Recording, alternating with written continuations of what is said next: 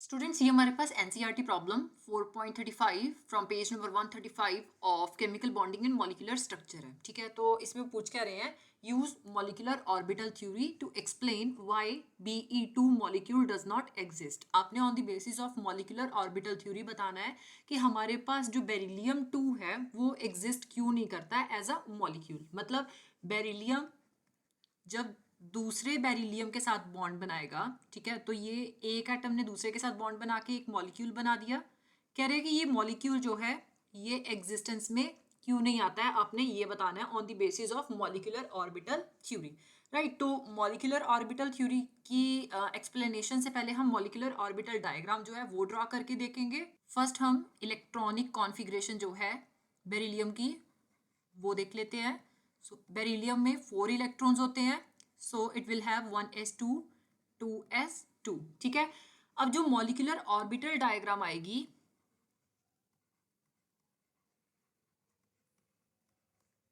Orbital diagram of Be2, ठीक है, ये हम ड्रॉ करके देखेंगे। तो यहाँ पे हम एनर्जी लेवल्स बना लेते हैं। ठीक है,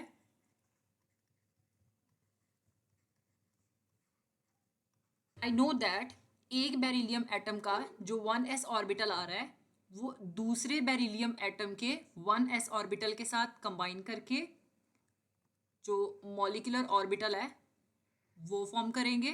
तो यहाँ पे दो एटॉमिक ऑर्बिटल्स जो है वो आपस में कंबाइन कर रही हैं, तो डेफिनेटली हमारे पास दो ही मॉलिक्यूलर ऑर्बिटल्स जो है वो फॉर्म होंगी। राइट, सो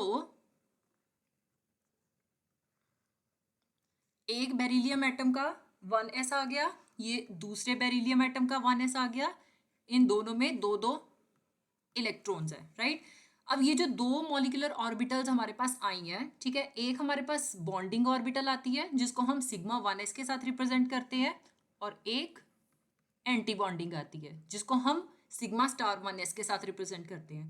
पहले हम बॉन्डिंग ऑर्बिटल जो है वो फिल करते हैं, तो हमारे पास टोटल 4 इलेक्ट्रॉन्स है, 1 2। ठीक है, अब हमारे पास 2 इलेक्ट्रॉन्स बच गए हैं, वो हम कहाँ लेके जाएंगे, एंटी बॉन्डिंग ऑर्बिटल्स में, सो 3 एंड 4। राइट, अब हम 2s का देख लेते हैं। अगेन एक बेरिलियम की 2s ऑर्बिटल जो है वो दूसरे बेरिलियम के 2s ऑर्बिटल के साथ कंबाइन करेगी। राइट, और अगेन दो ही ऑर्बिटल्स हमारे पास फॉर्म होगी। फर्स्ट हमारे पास बॉन्डिंग ऑर्बिटल फॉर्म होगी,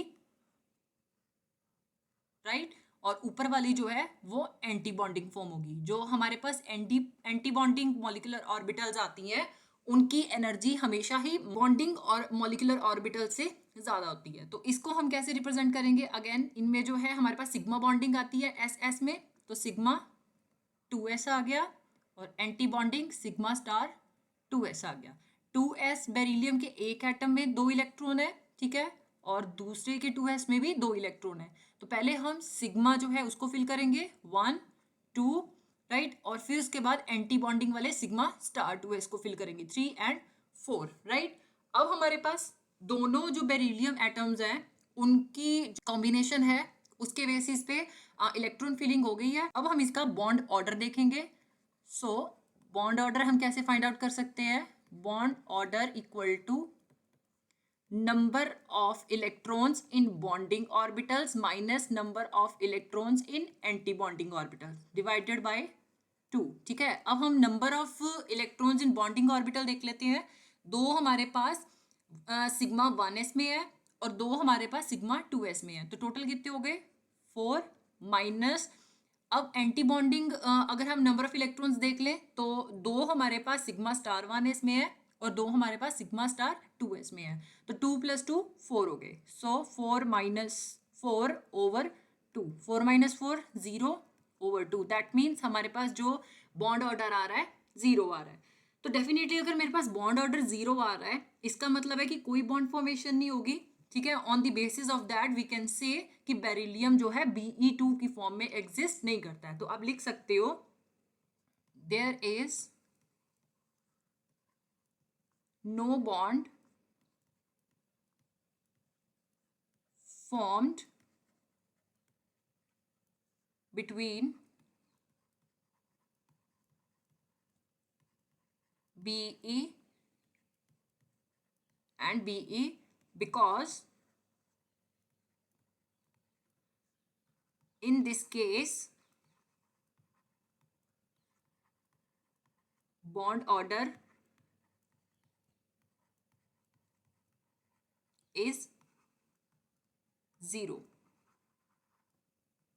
which concludes that